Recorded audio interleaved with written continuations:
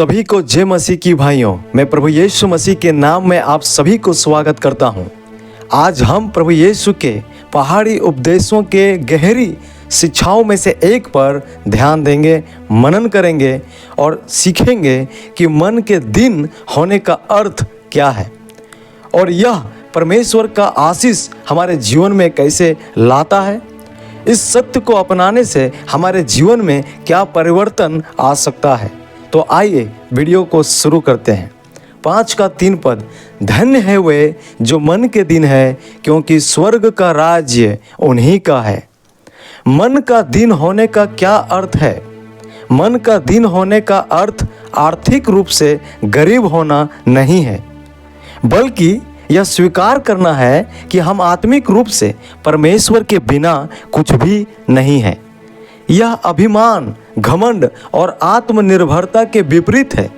जैसे एक छोटा बच्चा अपने पिता की ओर हाथ बढ़ाता है क्योंकि वह स्वयं नहीं चल सकता।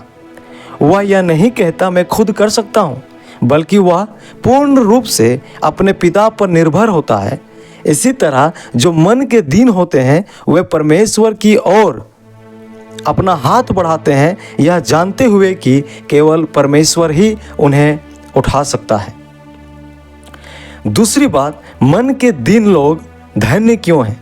प्रभु यीशु कहते हैं मन के दिन लोग धन्य हैं क्योंकि स्वर्ग का राज्य उन्हीं का है। जो लोग अपनी आत्मिक आवश्यकता को पहचानते हैं वही परमेश्वर और उसके चीज़ों की खोज में रहते हैं। वैसे लोग उसके हृदय में प्यास रहता है परमेश्वर की वचन को ग्रहण करने के लिए, जानने के लिए। जो मन के दिन लोग होते हैं, जब परमेश्वर का वचन उनके जीवन में जाता है तो वैसे लोग प्रभु के वचन को स्वीकार करते हैं और मन फिराते हैं और उद्धार को पाते हैं, परमेश्वर के राज्य में प्रवेश करते हैं। परंतु जो मन के ढीठ, घमंडी और अपने आप को जो धर्मी समझता है, वैसे लोग धन्य नहीं परंतु श्रापित हो जाता है। परंतु जो लोग मन के दीन होते हैं, जो स्वीकार करते हैं कि उसकी आत्मिक जीवन की अवस्था क्या है और उससे मन फिराता है, तो परमेश्वर उनके उस मन फिराव पर आशीष देता है और वह व्यक्ति धन्य होता है, उद्धार हो पाता है, नया जीवन पाता है। इसलिए ऐसे व्यक्ति परमेश्वर के राज्य में प्रवेश करेंगे। तीसरी बात, हम मन के दिन कैसे हो सकते हैं? तो 3 बातें। हर दिन परमेश्वर पर निर्भर रहें। जैसे दाऊद ने प्रार्थना किया भजन संहिता 51 का 10 में, हे परमेश्वर मेरे भीतर शुद्ध हृदय उत्पन्न कर। दूसरी बात, स्वयं पर नहीं परंतु परमेश्वर पर भरोसा रखें। प्रभु यीशु ने कहा यूहन्ना का 15 का 5 में, मुझसे अलग होकर तुम कुछ भी नहीं कर सकते। तीसरी बात, नम्रता में जिएं। प्रभु के सामने स्वयं को नम्र करो और वह तुम्हें उठाएगा। याकूब के पत्री 4 का 10। प्रभु यीशु ने धन्य वचनों की शुरुआत इस वचन से क्यों किया? इसलिए क्योंकि नम्रता ही हर आशीष का नींव है, बुनियाद है।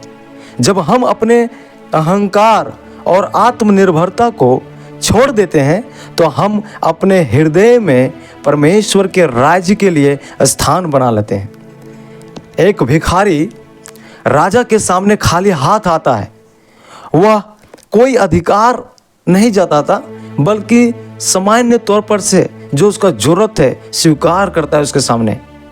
राजा की दया से उसे उसकी कल्पना से अधिक मिल जाता है। इस तरह जब हम परमेश्वर के सामने नम्र होकर आते हैं तो वह हमें अपने राज्य के अनमोल धन से भर देता है। प्यारों, आप और मैं अपने जीवन में नम्र होना बहुत ज़रूरी है। मन का दीन होना बहुत ज़रूरी है। घमंडी, अभिमानी होना हमारे जीवन के लिए बहुत खतरा हो सकता है। विनाश से पहले घमंड होता है। इसलिए भाइयों बहनों, घमंड किसी भी चीज़ के लिए ना करें, परंतु मन के दिन के साथ परमेश्वर के राज्य में प्रवेश करें। बहुत बहुत धन्यवाद सुनने के लिए। ज़रूर वीडियो को शेयर, लाइक और सब्सक्राइब जरूर कीजिएगा।